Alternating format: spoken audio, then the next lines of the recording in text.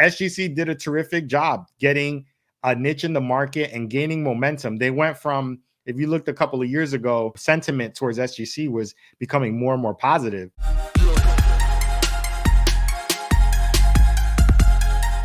So there's some big news in the hobby, the card market, the grading market. PSA, well, officially the parent company is called Collectors Universe, purchases SGC. Now, this is huge because as you all know, Sammy and I, we're actually big fans of SGC. We enjoyed their service. We enjoyed their slabs. We enjoyed their grading. SGC is actually a very, very tough grader in our opinions. But when this news came out, it was extremely, what's the word? I was kind of shocked when it came out, honestly, because it seemed like overall SGC was getting a leg up in the marketplace, even over the last, I would say, year and a half, 2 years. I felt like they were doing extremely good. If you look at a lot of the reviews, they're getting positive reviews. If you look at, again, Facebook forums, things like that, people like them. They have a very, very, I would say, niche audience because there's people who they're more for the vintage side of things too. They were known for vintage. If you wanted a great vintage, you usually went to them. But I think that was changing overall now. I think, again, people were enjoying the slabs, the look of the slabs. Personally, me, you can see it right over my head.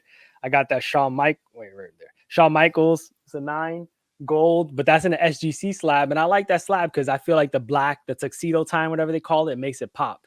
And just to know that, again, Collectors Universe, but technically PSA is coming in and gobbling them up.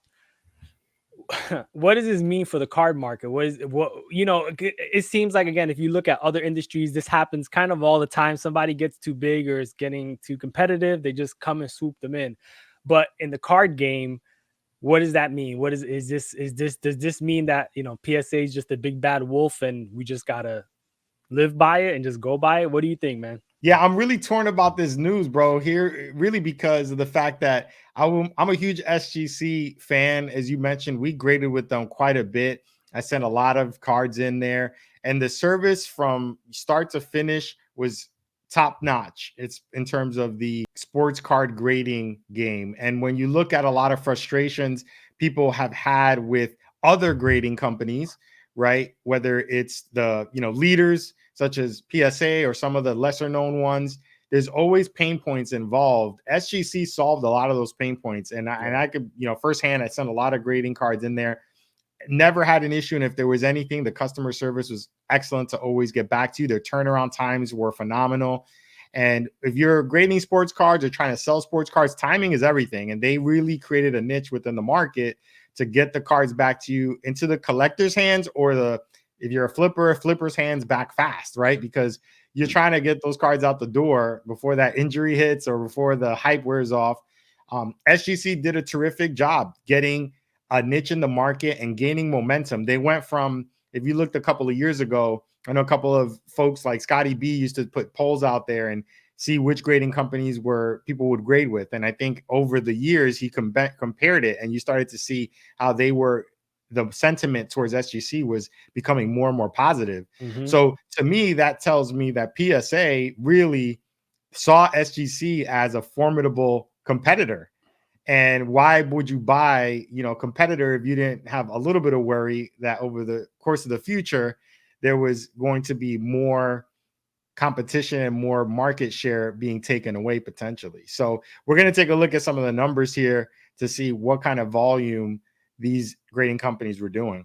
So taking a look at some data from GemRate on their X account, you could see the number of cards graded as of February 28th for that particular day. It was about 60,000 cards that went through PSA's door, about 6,000 cards at SGC's door, and just a little bit down. But I've seen data that show SGC growing on a monthly basis with cards coming in. So you start to see that market share sort of shifting to SGC as what's, sort of looking like a number 2 position in the marketplace. So I think this is, for me, a little bittersweet because it shows that SGC has that reputability. There's a lot of folks that thought SGC is just a joke grading company, or the black slabs are a joke, or it's all about PSA.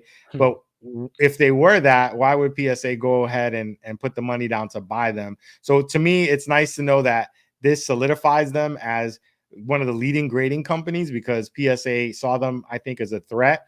I think for me, it's sort of saddening because I loved SGC and their uniqueness. So we don't know how collectors or PSA's vision is for this company. It's going to be interesting to see how they bring that into the fold. I read they're going to keep them separate and operating separately, but I think it's only a matter of time before you start to see more synergies. That's what companies do to save money over time. But I hope that it doesn't ruin sort of that uniqueness that we know SGC to be.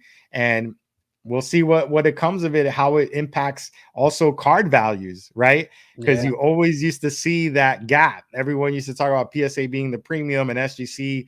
It could be an SGC 10. It should sell for half of what a PSA 10 sells like for. Well, now it's the same company. So what are we going to do from a card value perspective? But it's crazy looking at that picture. It says February 28th.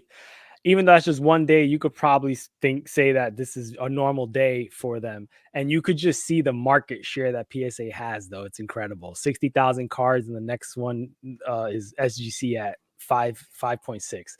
It's crazy. It's crazy because, again, obviously PSA is the company that most people like. And I think a good argument would be like most people like it because it resells for the most money, not even because they like it because the look of the slab or whatever. Let's be real. It's because if you get that 10, it's probably going to sell for more than any other 10 besides a Beckett pristine 10. Those goes for like way too much money. Honestly, it's crazy, man. Yeah. So, I mean, like you said, and I think we said in past videos too, that the one big competitor that PSA had past tense now was SGC because of the customer service, because the slabs, in our opinion, were great. The customer service, I said, and also because SGC is a really hard grader.